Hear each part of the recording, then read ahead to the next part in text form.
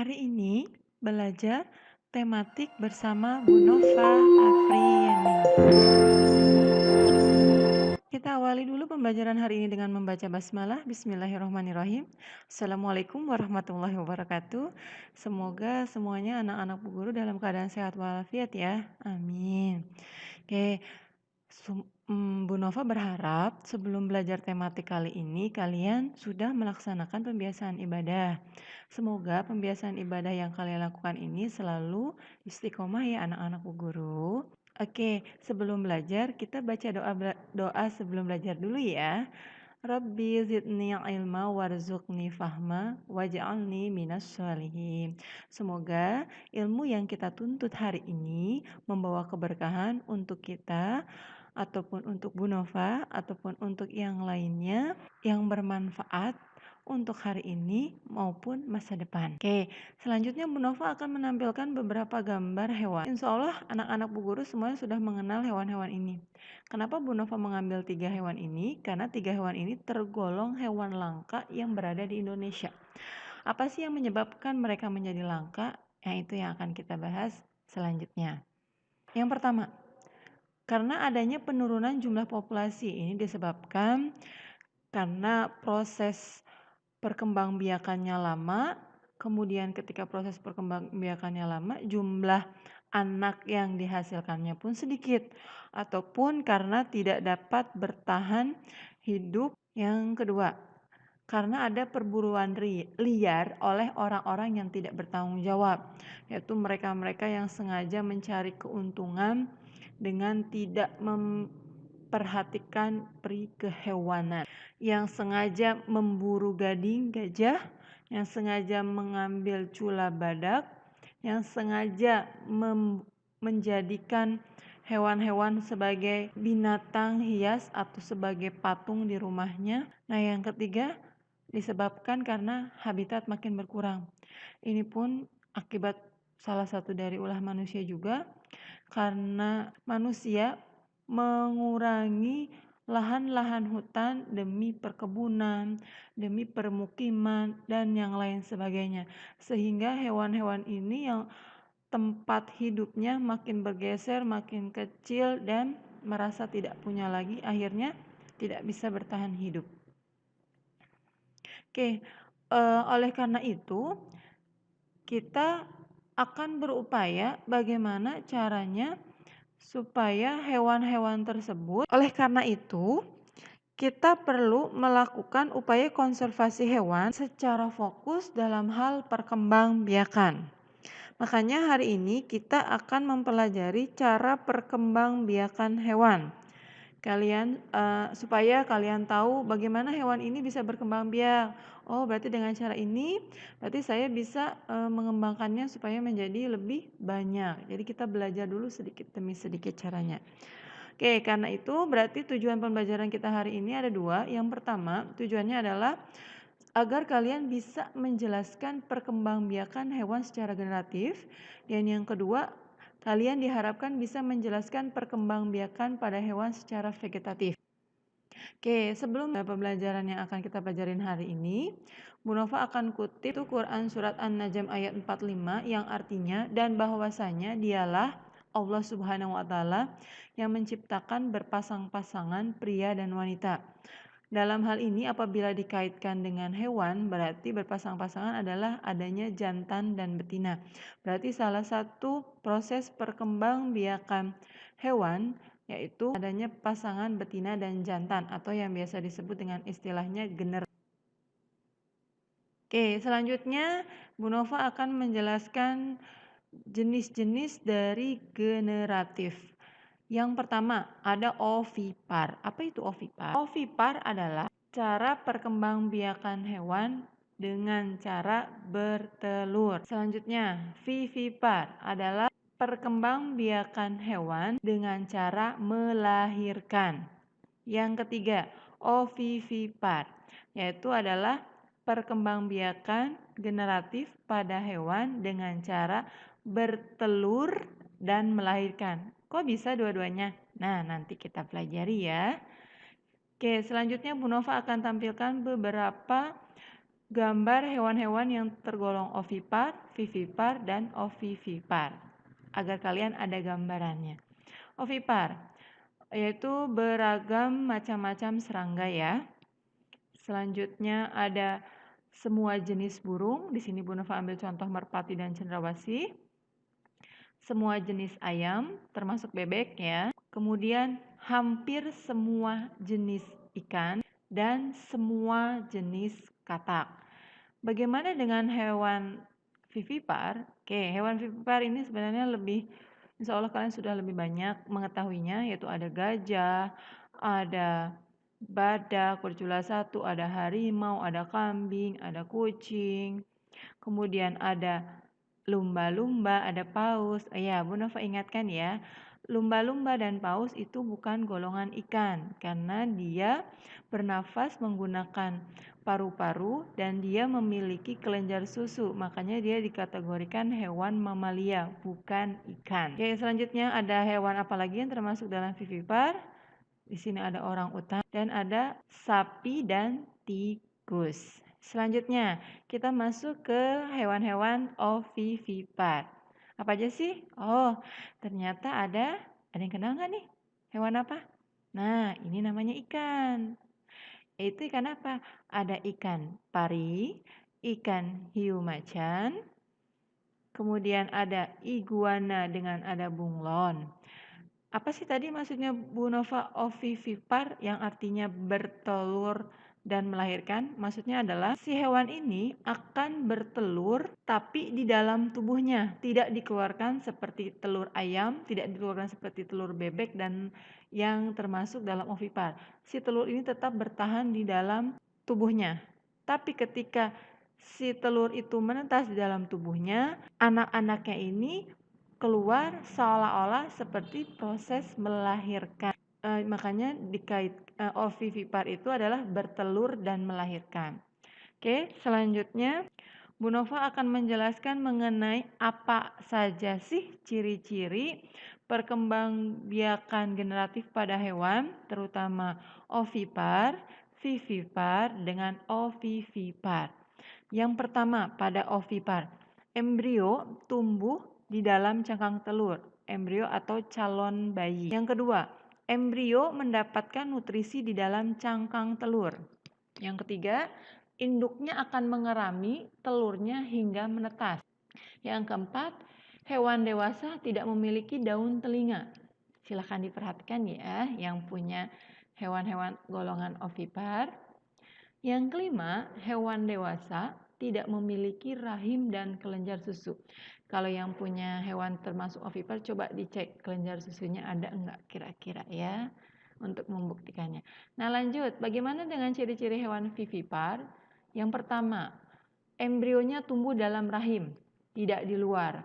Biasanya akan terlihat kalau misalnya di hewan kucing atau kambing atau sapi, lama-kelamaan perut si kucing ini akan makin lama akan membesar ya, sesuai perkembangan si embrionya.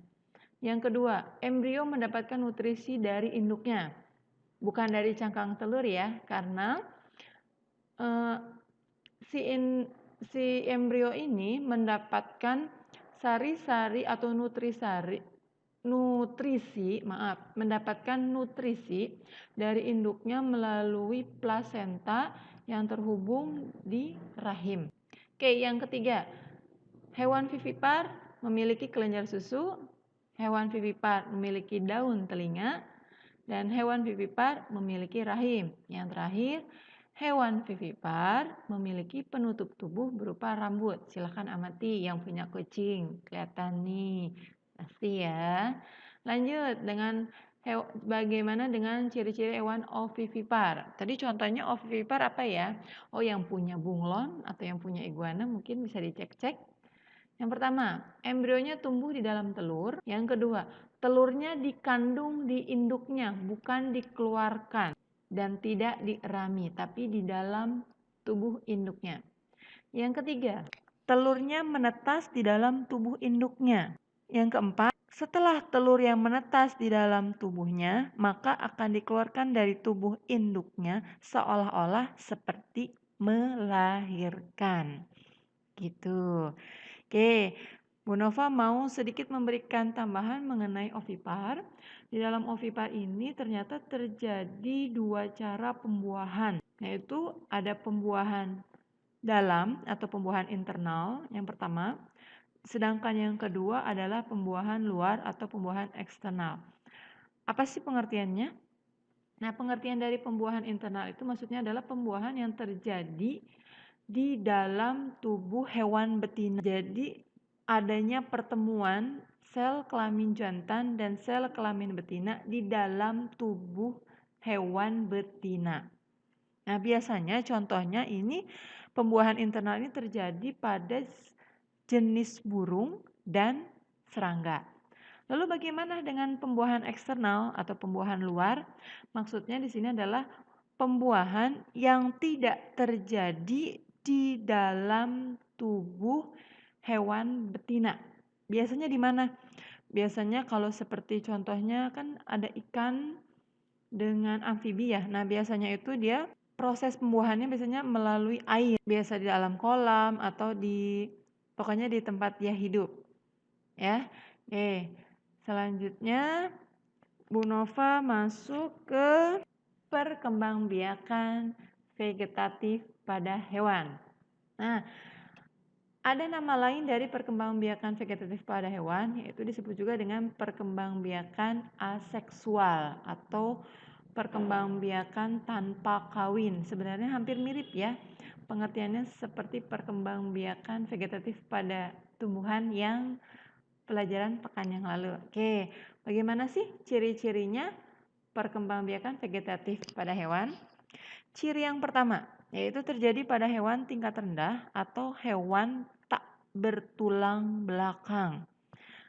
Berarti cenderung hewan-hewan yang strukturnya lembek gitu ya, atau yang kedua adalah tidak melalui perkawinan atau cukup satu induk saja. Nah, yang selanjutnya ada satu ciri lagi, tapi ciri ini sebenarnya lebih sifatnya kondisional karena sebenarnya hewan-hewan ini memiliki perkembangbiakan generatif, tapi Allah menciptakan kemudahan bagi hewan-hewan tersebut untuk mengalami perkembangbiakan yang lain. Ternyata dia bisa melakukan perkembangbiakan secara vegetatif ketika memang tidak ada pejantan di sekitar para betina dalam cukup lama sehingga dia bisa menghasilkan atau bisa mendapatkan keturunan walaupun hanya dari hewan betina saja. Apa sih itu? Nanti kita pelajari. Jenis pertama dalam perkembangbiakan vegetatif pada hewan, yaitu tunas. Hewan yang berkembang biak dengan tunas akan tumbuh tunas kecil yang menyerupai induknya. Ketika tunas tersebut sudah dapat hidup mandiri, maka tunas akan memisahkan diri dari induknya. Ketika tunas memisahkan diri, maka tunas tersebut akan menjadi individu baru. Nah, ini contoh gambarnya. Ini contohnya adalah hidra ya. Hewannya hewan tak bertulang belakang. Pertama ini hidra, kemudian ternyata di sini hidranya mengalami pertumbuhan tunas kecil, kemudian makin lama makin membesar dan dirasa cukup mandiri. Tunas yang baru tadi akan melepaskan diri, kemudian mencari tempat yang cocok untuk menjadi individu yang baru. Selanjutnya Bu Nova mau menampilkan sedikit video yang lebih menjelaskan tentang perkembangbiakan pada tunas, terutama pada hidra. Hidra memiliki tonjolan yang tumbuh menjadi tunas. Setelah cukup besar, tunas itu akan terlepas dari tubuh induknya, lalu tumbuh dan berkembang menjadi individu baru. Itu sekilas videonya ya, yang lebih bergerak sedikit biar kalian lebih antusias. Oke, bagaimana dengan contoh hewan lainnya? Di sini tetap ada hidra. Ini namanya anemon laut. Sebenarnya masih ada satu lagi contoh dari hewan tunas, yaitu ubur-ubur. Oke, selanjutnya perkembangbiakan vegetatif pada hewan yang kedua, yaitu secara fragmentasi. Apa sih itu fragmentasi? Yaitu perkembangbiakan dengan cara memutus atau memotong bagian tubuhnya menjadi 2. Kemudian dari kedua potongan tubuh tersebut menjadi 2 individu. Nah, yaitu ada gambar dari fragmentasi pada planaria atau cacing pipih. Ini ada 3 cara maksudnya ya, ada 3 cara dia membelah diri, yaitu secara horizontal, satu potongan akhirnya menjadi 2 individu. Kemudian yang B, satu potongan secara vertikal menjadi 2 individu baru lagi. Dan yang C, ini memotong secara horizontal sebanyak 2 kali sehingga menghasilkan 3 planaria. Oke, selanjutnya Bu Nova mau menampilkan video tentang proses planaria dalam berfragmentasi. Saya harus menampilkan klip yang lumayan sadis di sini. Oke, jangan khawatir. Gak apa-apa. Serius. Plip. Plip. Plip. Ini tidak akan menyakitkan mereka. Apalagi membunuh mereka. Maksud saya, ini hanyalah gumpalan daging. Tanpa kepala dan tanpa ekor. Coba kita lihat. Kita dapat melihat di bawah mikroskop bahwa dalam semalam lukanya telah sembuh. Kemudian, lihat bintik-bintik kecil itu. Bintik itu adalah mata baru yang tumbuh dari awal. Tetapi masih terlihat seperti gumpalan. Di hari ke-12, mereka mulai terlihat normal, seperti planaria. Ia menumbuhkan kepala yang baru, serta ekor yang baru. Setelah 3 minggu, semua terlihat sangat normal. Dari seekor planaria, kita mendapatkan 4 ekor planaria. Selanjutnya, contoh dari hewan yang mengalami fragmentasi, yaitu sini cacing pipih, yang kedua bintang laut, dan yang di sini adalah hewan spons. Nah, cacing pipih nama lainnya planaria ya. Oke, selanjutnya perkembangbiakan vegetatif pada hewan yang ketiga, yaitu membelah diri. Perkembangbiakan dengan cara membelah diri pada bagian inti selnya, sehingga menghasilkan 2 individu yang sama. Ini hanya terjadi pada hewan bersel 1. Nah, ini ada gambarnya. Ini nama hewannya adalah amuba. Pertama dia 1, memiliki 1 inti sel, kemudian di sini inti selnya ternyata membelah diri menjadi 2. Ketika inti selnya menjadi 2, tubuhnya pun akhirnya membelah diri menjadi 2. Jadi tetap dalam satu hewan ini tetap memiliki 1 sel. Oke, dan Bu Nova ingatkan jangan sampai tertukar dengan fragmentasi. Kalau fragmentasi itu adalah terpotongnya atau terputusnya bagian-bagian tubuh.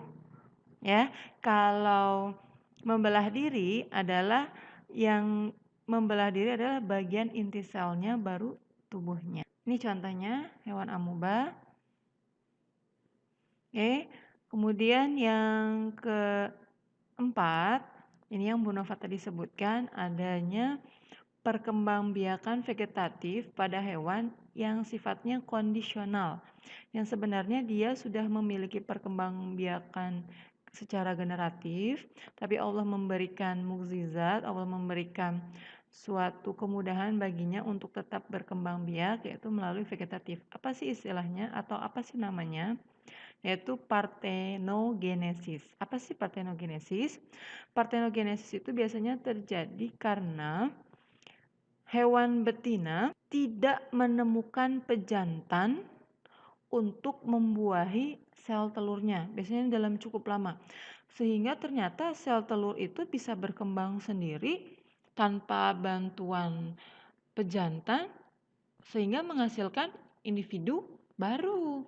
Masya Allah, kekuasaan Allah ya anak-anak Bu Guru semua.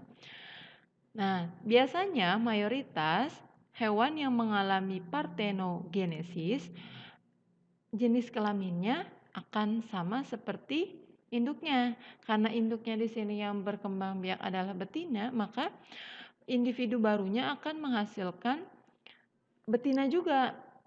Semuanya betina, tapi kecuali untuk hewan komodo. Ternyata untuk hewan komodo, dia malah menghasilkan individu yang berjenis kelamin jantan. Nah, contohnya hewan yang mengalami partenogenesis. Generatifnya dia bertelur, vegetatifnya partenogenesis. Ini ada kutu daun. Generatifnya bertelur, vegetatifnya partenogenesis.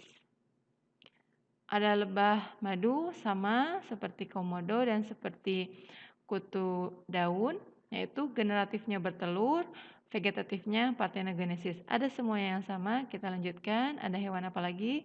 Ada udang atau lobster rawa, ada beberapa ular, kemudian ada juga beberapa kadal yang mengalami partenogenesis. Tidak semuanya ya.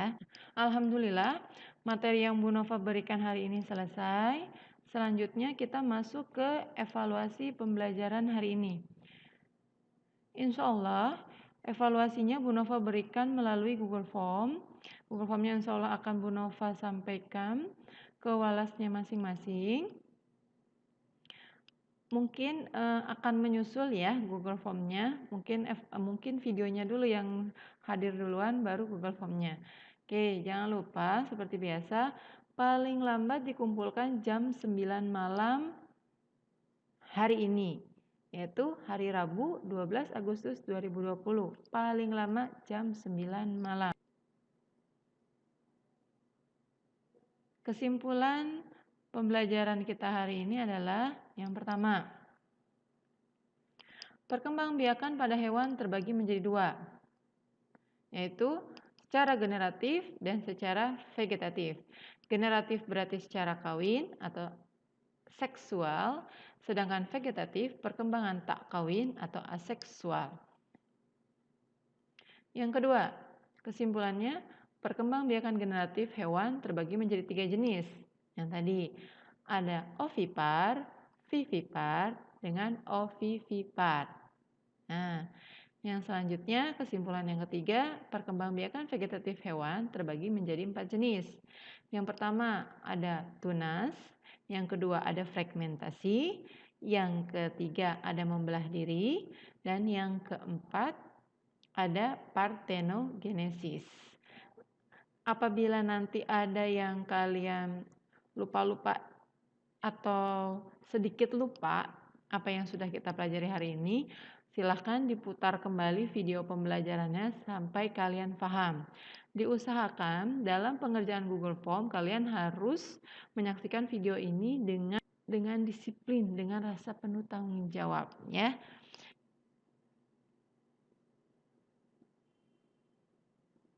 Bu Nova ucapkan terima kasih atas syukron yang sudah bersedia menyaksikan video pembelajaran yang sudah Bu Nova buat.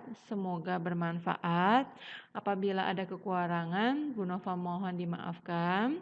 Bu Nova akhiri. Wabillahi taufik wal hidayah. Wassalamualaikum warahmatullahi wabarakatuh. Sampai berjumpa di lain waktu.